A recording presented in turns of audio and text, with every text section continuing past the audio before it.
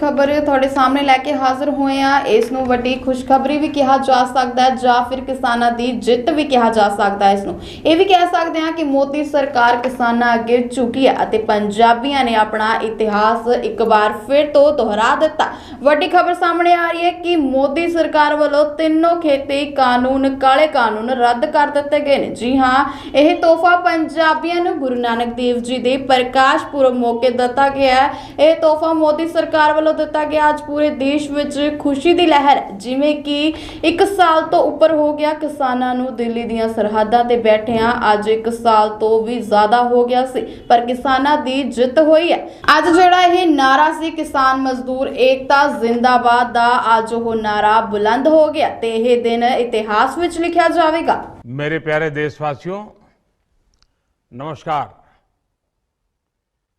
आज देव दीपावली का पावन पर्व है।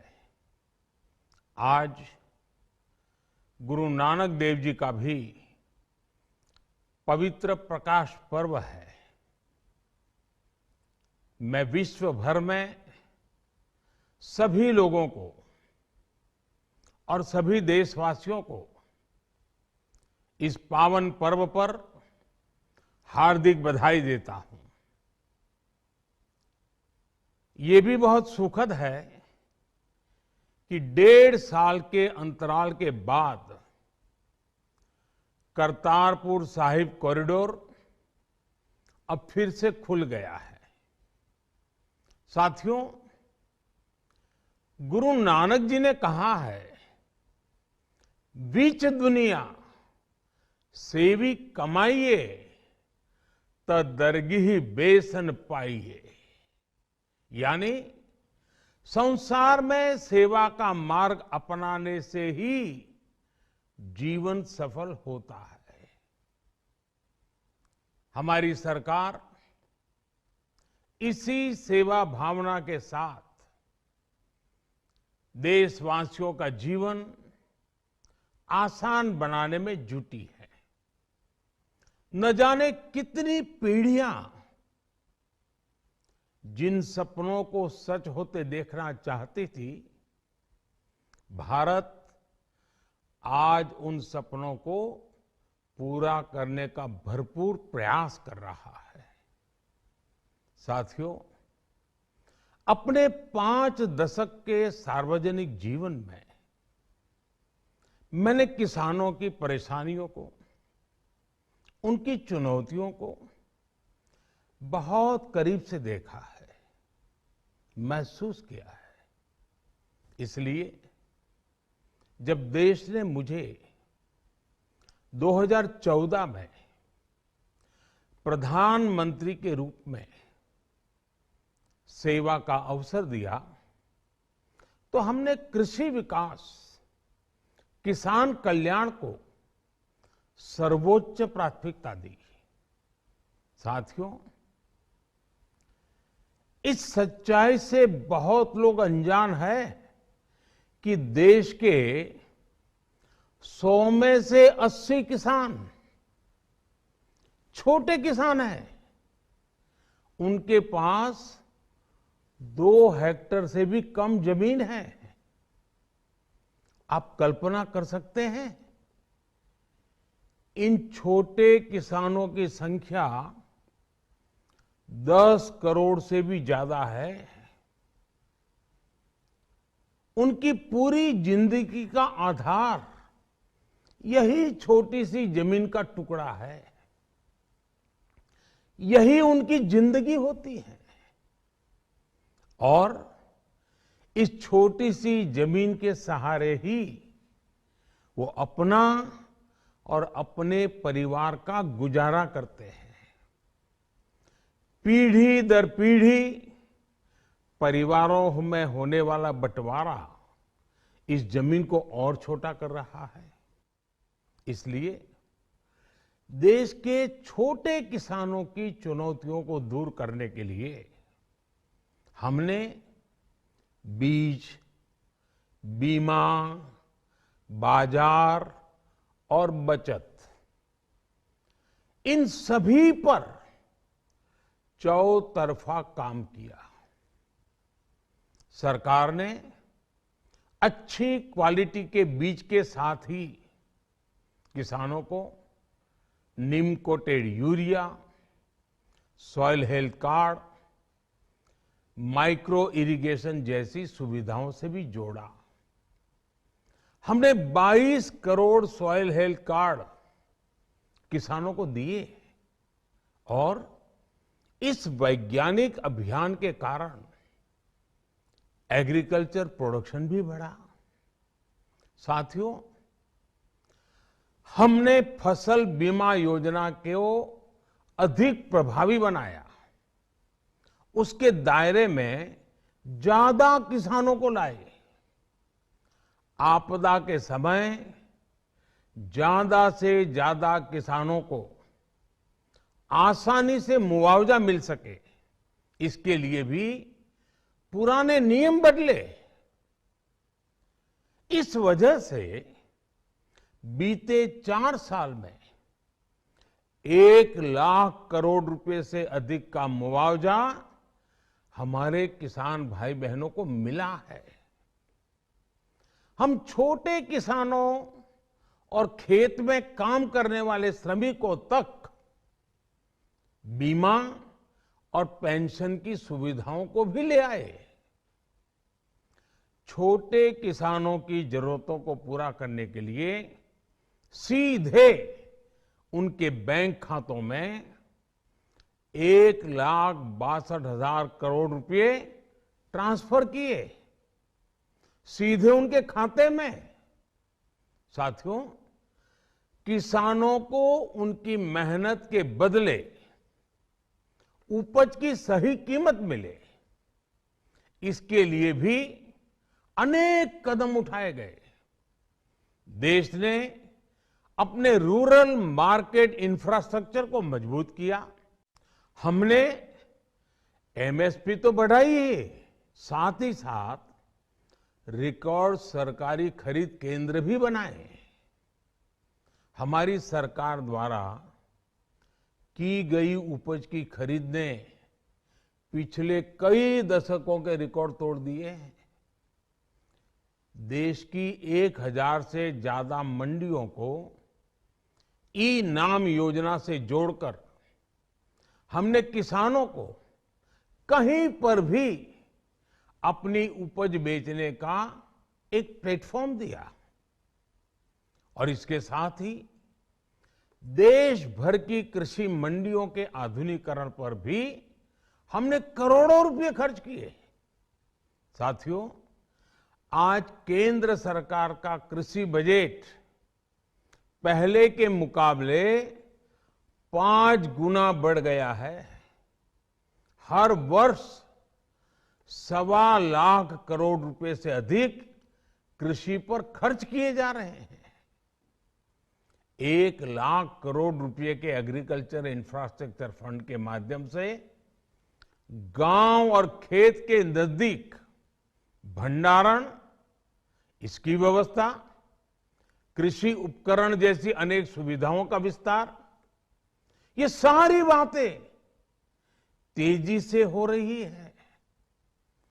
छोटे किसानों की ताकत बढ़ाने के लिए 10,000 एफपीओ किसान उत्पादक संगठन बनाने का अभियान भी जारी है।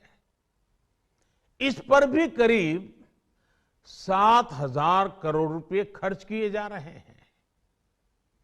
माइक्रो इरिगेशन फंड के आवंटन को भी 2 गुना करके 10,000 करोड़ रुपए कर दिया गया है। हमने क्रॉप लोन भी 2 गुना कर दिया, तो इस वर्ष 16 लाख करोड़ रुपए हो जाएगा। अब पशुपालकों को मछली पालन से जुड़े हमारे किसानों को भी किसान क्रेडिट कार्ड का लाभ मिलना शुरू हो गया है। यानी हमारी सरकार किसानों के हित में हर संभव कदम उठा रही है, लगातार एक के बाद एक नए कदम उठाती जा रही है। किसानों की आर्थिक स्थिति सुधरे, उनकी सामाजिक स्थिति मजबूत हो, इसके लिए पूरी ईमानदारी से काम कर रही है। साथियों, किसानों की स्थिति को सुधारने की इसी महाअभियान में देश में 3 कृषि कानून लाए गए थे। मकसद ये था कि देश के किसानों को, खासकर छोटे किसानों को और ताकत मिले, उन्हें अपनी उपज की सही कीमत और उपज बेचने के लिए ज्यादा से ज्यादा विकल्प मिले। बरसों से ये मांग देश के किसान, देश के कृषि विशेषज्ञ, देश के कृषि अर्थशास्त्री, देश के किसान संगठन लगातार कर रहे थे। पहले भी कई सरकारों ने इस पर मंथन भी किया था। इस बार भी संसद में चर्चा हुई, मंथन हुआ और ये कानून लाए गए। देश के कोने कोने में कोटि कोटि किसानों ने, अनेक किसान संगठनों ने इसका स्वागत किया, समर्थन किया। मैं आज उन सभी का बहुत बहुत आभारी हूं, धन्यवाद करना चाहता हूं। साथियों, हमारी सरकार किसानों के कल्याण के लिए, खासकर छोटे किसानों के कल्याण के लिए, देश के कृषि जगत के हित में, देश के हित में, गांव गरीब के उज्जवल भविष्य के लिए पूरी सत्यनिष्ठा से, किसानों के प्रति पूर्ण समर्पण भाव से, नेक नियत से ये कानून लेकर आई थी। लेकिन इतनी पवित्र बात, पूर्ण रूप से शुद्ध किसानों के हित की बात, हम अपने प्रयासों के बावजूद कुछ किसानों को समझा नहीं पाए। भले ही किसानों का एक वर्ग ही विरोध कर रहा था, लेकिन फिर भी ये हमारे लिए महत्वपूर्ण था।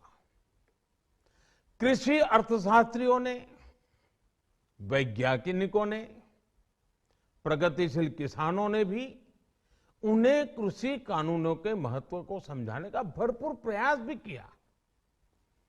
हम पूरी विनम्रता से, खुले मन से उन्हें समझाते रहे। अनेक माध्यमों से व्यक्तिगत और सामूहिक बातचीत भी लगातार होती रही। हमने किसानों की बातों को, उनके तर्क को समझने में भी कोई कोर कसर बाकी नहीं छोड़ी। कानून के जिन प्रावधानों पर उन्हें ऐतराज था, सरकार उन्हें बदलने के लिए भी तैयार हो गई।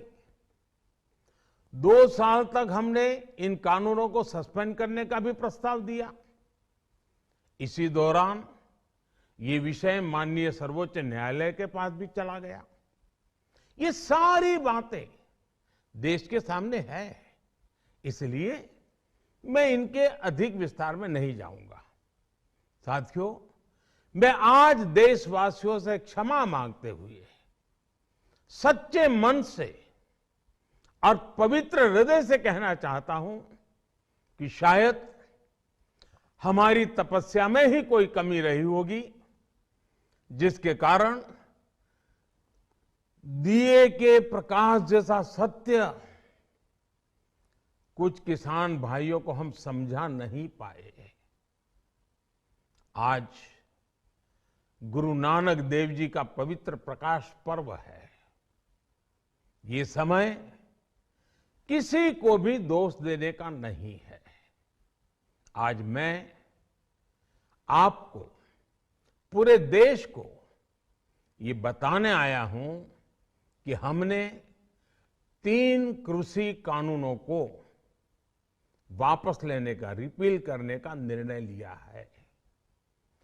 इस महीने के अंत में शुरू होने जा रहे संसद सत्र में, इसी महीने में, हम 3 कृषि कानूनों को रिपील करने की संवैधानिक प्रक्रिया को पूरा कर देंगे। साथियों, मैं आज अपने सभी आंदोलनरत किसान साथियों से आग्रह कर रहा हूं, आज गुरु पर्व का पवित्र दिन है। अब आप अपने अपने घर लौटे, अपने खेत में लौटे, अपने परिवार के बीच लौटे। आइए एक नई शुरुआत करते हैं, नए सिरे से आगे बढ़ते हैं। साथियों, आज ही सरकार ने कृषि क्षेत्र से जुड़ा एक और अहम फैसला लिया है। जीरो बजट खेती यानी प्राकृतिक खेती को बढ़ावा देने के लिए, देश की बदलती आवश्यकताओं को ध्यान में रखकर क्रॉप पैटर्न को वैज्ञानिक तरीके से बदलने के लिए एमएसपी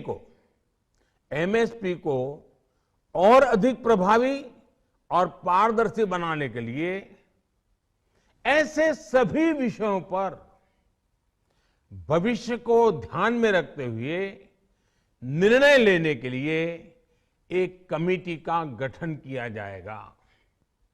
इस कमेटी में केंद्र सरकार, राज्य सरकारों के प्रतिनिधि होंगे, किसान होंगे, कृषि वैज्ञानिक होंगे, कृषि अर्थशास्त्री होंगे। साथियों, हमारी सरकार किसानों के हित में काम करती रही है और आगे भी करती रहेगी। मैं गुरु गोविंद सिंह जी की भावना में अपनी बात समाप्त करूंगा। देहि शिवावर मोहे इहे, शुभ कर्मन ते कबहू न टरो। हे देवी, मुझे ये वर दीजिए कि मैं शुभ कर्म करने से कभी पीछे ना हटूं। जो किया किसानों के लिए किया, जो कर रहा हूं देश के लिए कर रहा हूं। आप सभी के आशीर्वाद से मैंने मेहनत में पहले भी कोई कमी नहीं की थी। आज मैं आपको विश्वास दिलाता हूं कि अब और ज्यादा मेहनत करूंगा ताकि आपके सपने साकार हो सके, देश के सपने साकार हो सके। देश दुनिया दी हर खबर ते नजर रखन दे लई हुण साडा डेली इंटरनेशनल एडिशन पढ़न दे लई लॉग इन करो साडी वैबसाइट ते www.apnapunjabmedia.com ते इसे दे नाल ही तुसी इथे साडा डेली ई पेपर भी पढ़ सकदे हो ते जल्द ही विजिट करो साडी वैबसाइट ते।